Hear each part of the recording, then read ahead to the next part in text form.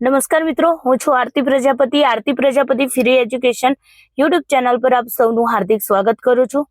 મિત્રો, આજના ક્લાસની અંદર આપણે મનોવિજ્ઞાનના પ્રશ્નો જોવાના છે. જો કે આપણે મનોવિજ્ઞાનની MCQ સિરીઝ સ્ટાર્ટ કરી છે અને આપ સૌનું ફીડબેક પણ મળી રહ્યો છે, જેનાથી મને ખુશી થાય છે કે હું તમારા માટે આવા ને આવા વિડીયો લેતી આવું.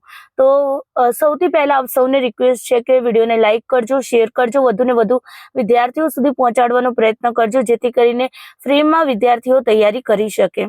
સાથે સાથે ચેનલ ઉપર નવા હો અથવા જૂના હો, બટ હજુ સુધી તમે ચેનલને સબસ્ક્રાઇબ ન કરી હોય તો પ્લીઝ સબસ્ક્રાઇબ કરી લેજો.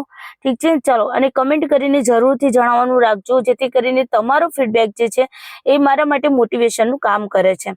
ચાલો શરૂ કરીએ. એના પહેલા એક વાત જણાવી દઉં કે તમે TET, TAT, GSET, UGC net, PhD entrance exam અથવા તો એવી કોઈ બી એક્ઝામની તૈયારી કરી રહ્યા છો જ્યાં તમારે મનોવિજ્ઞાનના પ્રશ્નો પૂછાતા હોય છે, મનોવિજ્ઞાન તમારા સિલેબસમાં આપેલું છે, તો આ વિડીયો જે છે તમને ખૂબ જ હેલ્પફુલ થશે. બીજું કે મારી બે જ યુટ્યુબ ચેનલ છે. એક યુટ્યુબ ચેનલ છે આરતી પ્રજાપતિ ફ્રી એજ્યુકેશન, જ્યાં તમે વિડીયો જોઈ રહ્યા છો. ત્યાં હું આસિસ્ટન્ટ પ્રોફેસર માટેની જે એન્ટ્રન્સ એક્ઝામ લેવાતી હોય છે, જેમ તમારી 1 થી 12 ધોરણના ટીચર માટેની જે ટેટની અને ટાટની એક્ઝામ લેવાય છે, એવી રીતે આસિસ્ટન્ટ પ્રોફેસર બનવું હોય, એટલે કે પ્રોફેસર બનવું હોય, તો એના માટે તમારે જીસેટ અથવા તો નેશનલ લેવલની UGC નેટની એક્ઝામ આપવાની થતી હોય છે. તો એના માટેની પણ તૈયારી આપણી આ યુટ્યુબ ચેનલ ઉપર કરાવવામાં આવી રહી છે. તો જે મિત્રો ઇન્ટરેસ્ટેડ હોય એ મિત્રો અહીંયા ચેનલને સબસ્ક્રાઇબ કરી રાખે. ફ્રીમાં જ આખો સિલેબસ કવર કરાવવામાં આવે છે દર વર્ષે. તો જે મિત્રોને ઇન્ટરેસ્ટ હોય, જે મિત્રો પ્રોફેસર બનવાનું વિચાર રાખતા હોય અથવા તો પ્રોફેસર બનવા માંગતા હોય, તો એવા મિત્રો આ ચેનલને સબસ્ક્રાઇબ કરી રાખજો. સાથે સાથે ટેરોટની પણ મારી અલગથી યુટ્યુબ ચેનલ છે. જે રીતે એસ્ટ્રોલોજી એક વિદ્યા છે, એવી રીતે આ ટેરોટ પણ એક પ્રકારની વિદ્યા છે, જેના માધ્યમથી તમારી લાઈફની અંદર શું પ્રોબ્લેમ ચાલી રહી છે અને તમે એ પ્રોબ્લેમ્સમાંથી કેવી રીતે બહાર નીકળી શકો, તો એના રિલેટેડ તમને અહીંયા વિડીયોઝ જોવા મળશે. સાથે સાથે વર્કશોપ પણ મેં ત્યાં ફ્રીમાં કરાવેલા છે, જેથી કરીને તમે તમારી લાઈફની અંદર એન્ઝાયટી, સ્ટ્રેસ, ડિપ્રેશન જેવી જે નકારાત્મક ઇમોશન્સ છે અથવા તો નકારાત્મક બાબતો છે, એમાંથી બહાર નીકળી શકો. ઠીક છે, તો બંને ચેનલોને તમારે સબસ્ક્રાઇબ કરી રાખવાની છે. સાથે સાથે ટેલિગ્રામ ચેનલને જોઈન કરવાનું બિલકુલ પણ નથી ભૂલવાનું. ટેટ ટાટની અલગથી ટેલિગ્રામ ચેનલ છે અહીંયા, તો અહીંયા લિંક આપેલી છે, QR કોડ આપેલો છે, તો તમે ત્યાં જોઈન થઈ શકો છો. એ જ રીતે જીસેટની પણ ટેલિગ્રામ ચેનલ છે અલગથી, તો અહીંયા તમે લિંક આપેલી છે, QR કોડ અહીંયા પણ આપેલો છે.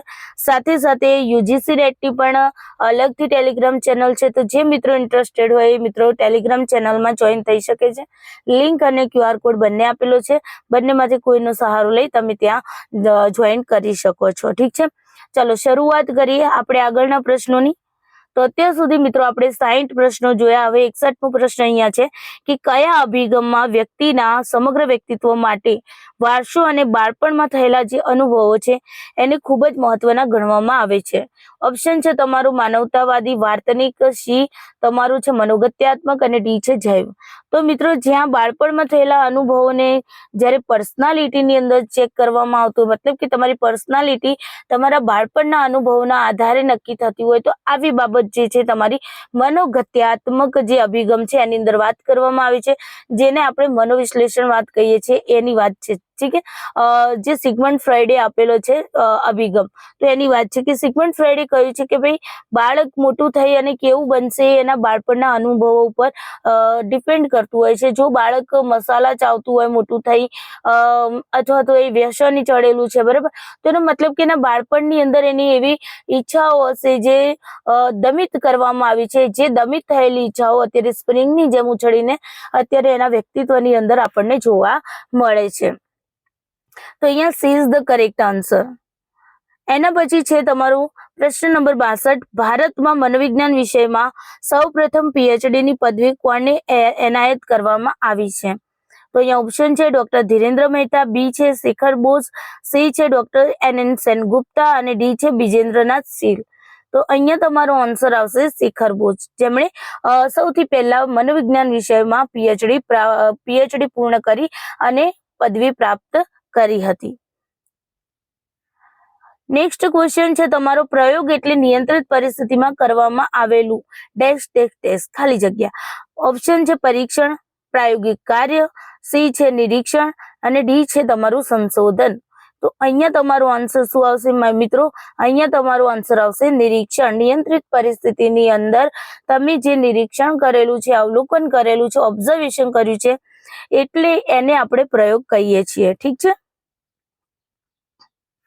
નેક્સ્ટ ક્વેશ્ચન જોઈએ કે ભારતમાં મનોવિજ્ઞાન વિભાગ સૌ પ્રથમ ક્યારે અને ક્યાં શરૂ કરવામાં આવ્યો? તો અહીંયા જો મનોવિજ્ઞાન વિભાગની વાત કરવામાં આવી રહી છે, ક્યારે અને ક્યાં શરૂ કરવામાં આવ્યો, તો ઓપ્શન છે 1916 Calcutta university, 1925 Punjab university, 1920 Gujarat university, 1935 MS university.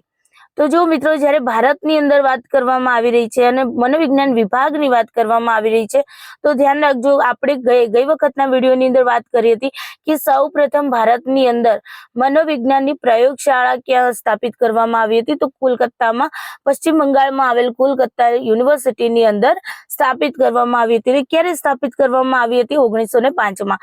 But અહીંયા મનોવિજ્ઞાન વિભાગની વાત કરવામાં આવી રહી છે, તો વિભાગ તરીકે જો એ વખતે જ્યારે ભારતની અંદર જ્યારે સ્થાપના કરવામાં આવી ત્યારે મનોવૈજ્ઞાનિક વિષય તરીકે શીખવવામાં આવતો હતો, નહીં કે એનું કોઈ ડિપાર્ટમેન્ટ હતું.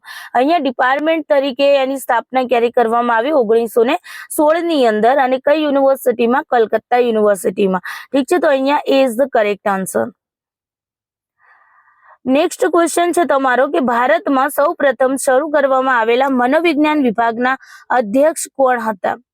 તો જ્યારે શરૂ કરવામાં આવે ભારતની અંદર મનોવિજ્ઞાન વિભાગ 1916માં, તો તેના અધ્યક્ષ કોણ હતા?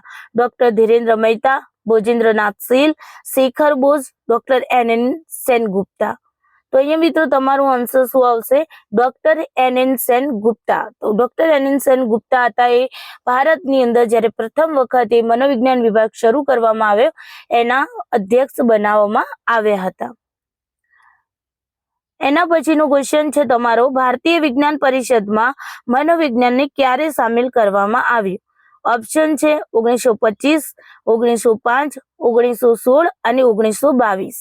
તો મિત્રો અહીંયા તમારો જવાબ શું આવશે? અહીંયા તમારો જવાબ આવશે 1922 ની અંદર મનોવિજ્ઞાનને ભારતીય વિજ્ઞાન પરિષદની અંદર સામેલ કરવામાં આવે. તો જે તારીખો, જે વર્ષ છે મિત્રો, એ તમારે ખાસ યાદ રાખવાના છે. 1905 ની અંદર ભારતની અંદર પ્રથમ પ્રયોગશાળા સ્થાપિત કરવામાં આવી, મનોવિજ્ઞાન વિષય તરીકે શરૂ કરવામાં આવ્યો.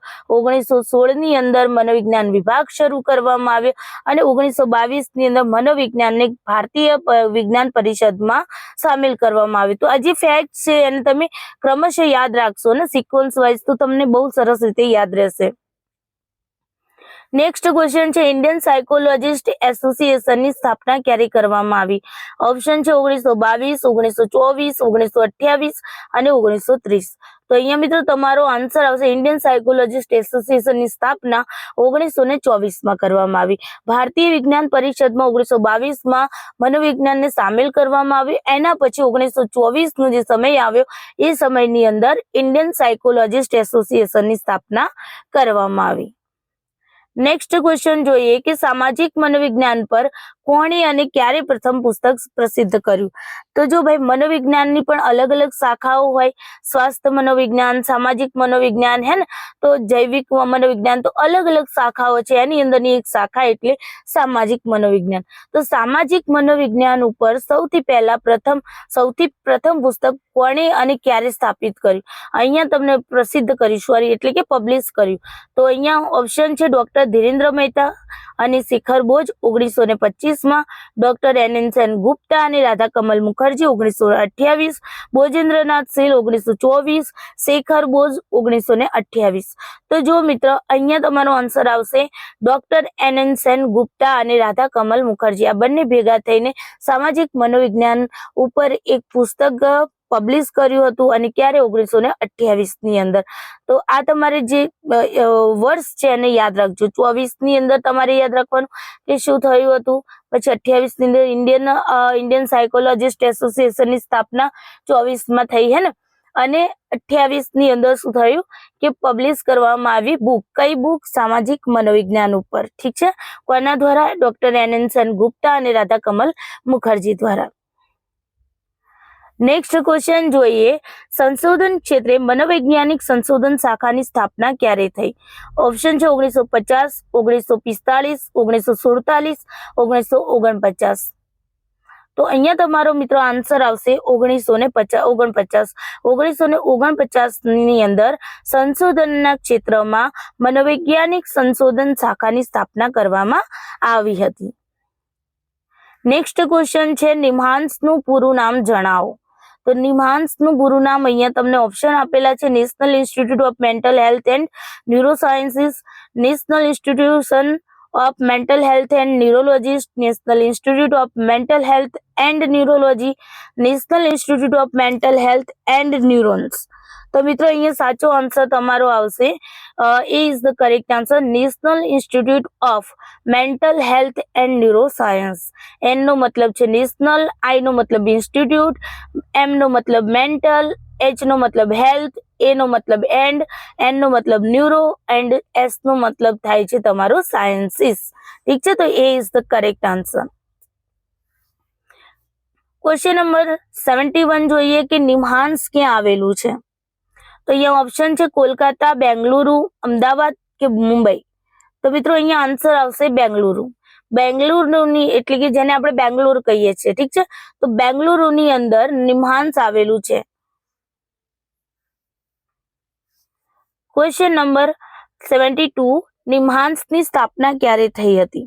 1959, 1949, 1954, 1955. તો મિત્રો અહીંયા જવાબ આવશે 1954. તો અહીંયા she is the correct answer. જો નિમ્હાન્સની સ્થાપના 1954 બેંગ્લોર ખાતે કરવામાં આવી હતી. એનું ફૂલ ફોર્મ પણ તમને પૂછાય છે, ઠીક છે, national institute of mental health and neurosciences. તો આ રીતે તમારે ત્રણેય વસ્તુને સાંકળીને યાદ રાખવાનું છે. એના પછી નેક્સ્ટ ક્વેશ્ચન છે તમારો, માનસિક રોગની હોસ્પિટલ ક્યાં અને ક્યારે શરૂ કરવામાં આવી? તો માનસિક રોગ માટેની જે હોસ્પિટલ ભારતની અંદર સૌથી પહેલા ક્યાં આગળ અને કઈ જગ્યાએ, ક્યાં આગળ અને ક્યારે શરૂ કરવામાં આવી? ઓપ્શન છે 1962 રાંચી, 1957 લખનઉ, 1968 કેરળ, 1980 દહેરાદૂન. તો અહીંયા આન્સર મિત્રો તમારો શું આવશે? આન્સર આવશે 1962 રાંચી ખાતે માનસિક રોગની સૌ પ્રથમ હોસ્પિટલ ભારતની અંદર સ્થાપિત કરવામાં આવી હતી. રાંચી ક્યાં આવ્યું છે? ઝારખંડની રાજધાની છે રાંચી. તો આ પણ આપણને યાદ હોવું જોઈએ, કારણ કે ઘણી વખત રાંચીની જગ્યાએ તમને ઝારખંડ પણ આપી શકે છે, ઠીક છે. એના પછી છે ક્વેશ્ચન નંબર 74, ભારતમાં નેશનલ એકેડમી ઓફ સાયકોલોજીની સ્થાપના ક્યારે થઈ?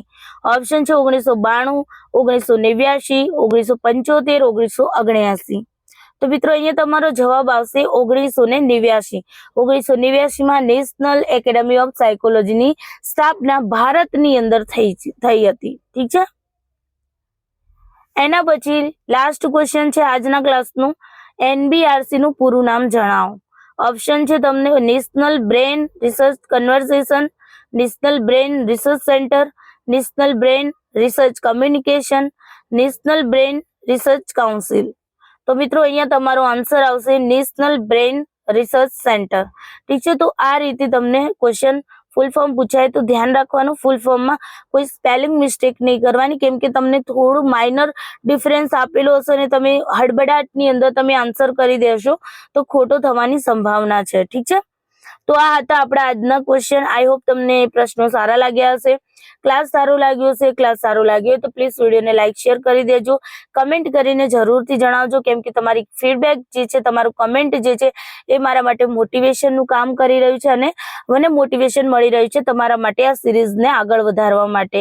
ચલો બાય, ટેક કેર યુ, સૌને જય શ્રી કૃષ્ણ.